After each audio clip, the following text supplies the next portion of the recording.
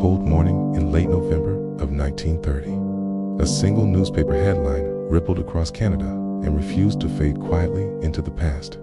It spoke of a village in the far north. It spoke of death, disappearance, and silence.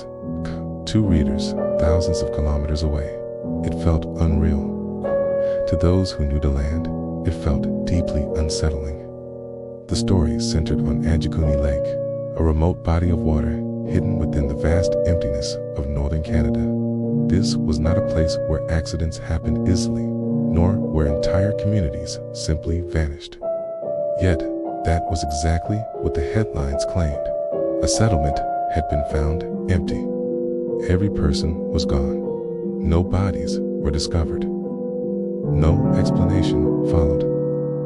To understand why this story still echoes nearly a century later, it helps to understand the world in which it unfolded. Northern Canada is not merely cold, it is immense.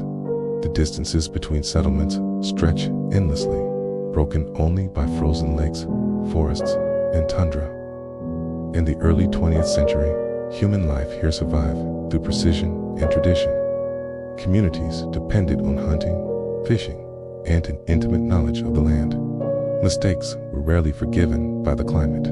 Near the shores of Anjikuni Lake lived a small Inuit settlement, estimated to hold between 100 and 150 people. They fished the lake, hunted nearby wildlife, and endured winters that could silence entire landscapes for months at a time.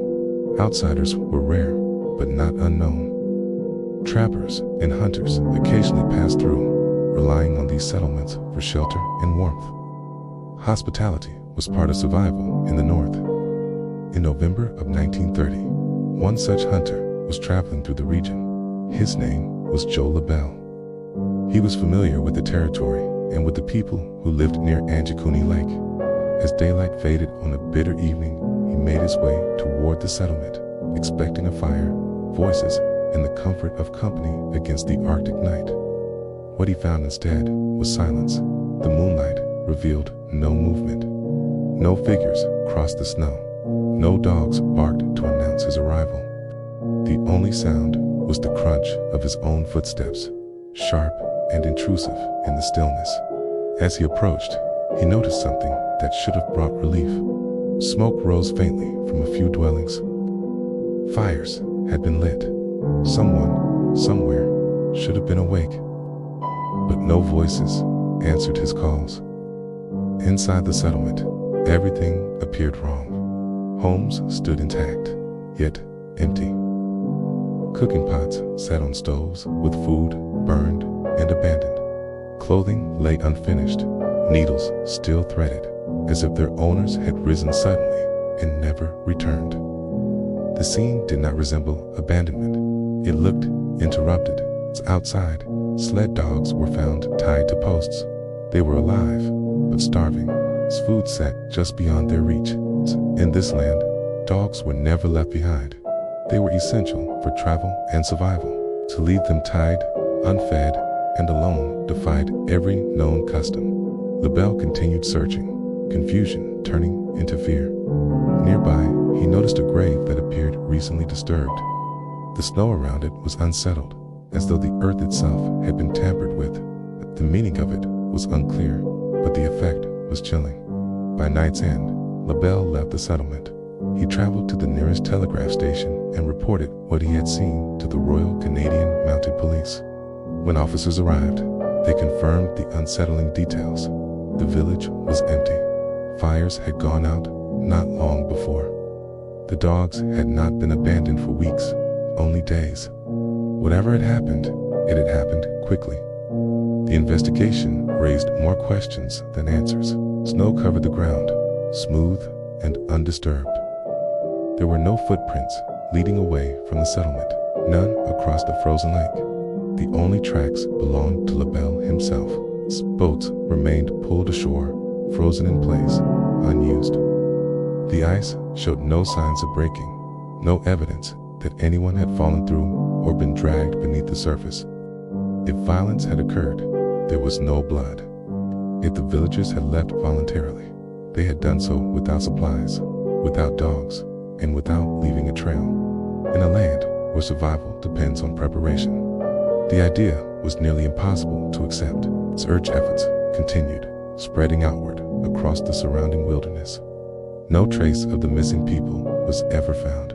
No camps, no bodies, no signs of travel. Eventually, the case was closed, marked as unsolved. Time moved on, but the story refused to disappear. Decades later, the Anjikuni Lake mystery resurfaced in books and articles.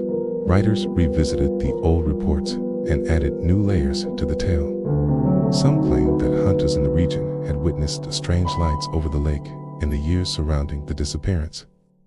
Objects in the sky, silent and unfamiliar, moving with purpose through the Arctic darkness.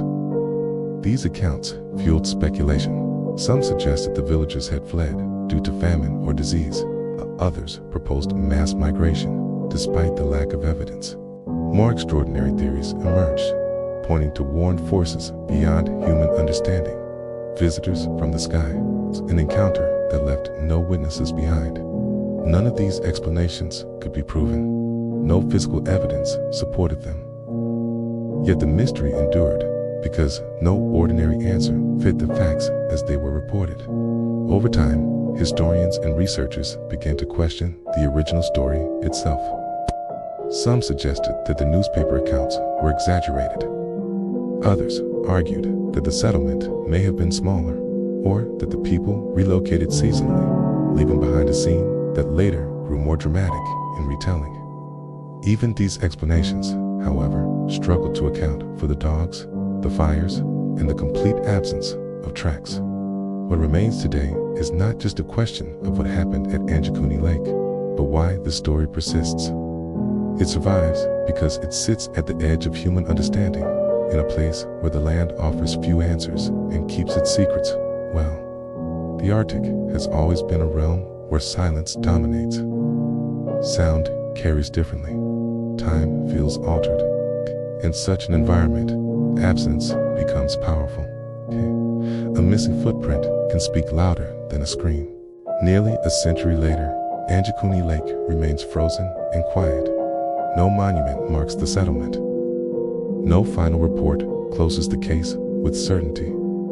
The mystery lingers in the cold air, carried forward by those who continue to ask what could erase an entire community without leaving a trace. The truth may be lost to the snow or buried beneath layers of myth and memory. What is certain is that, on one winter night in 1930, something happened at Anjikuni Lake that shattered expectations and left behind a silence deep enough to echo across generations.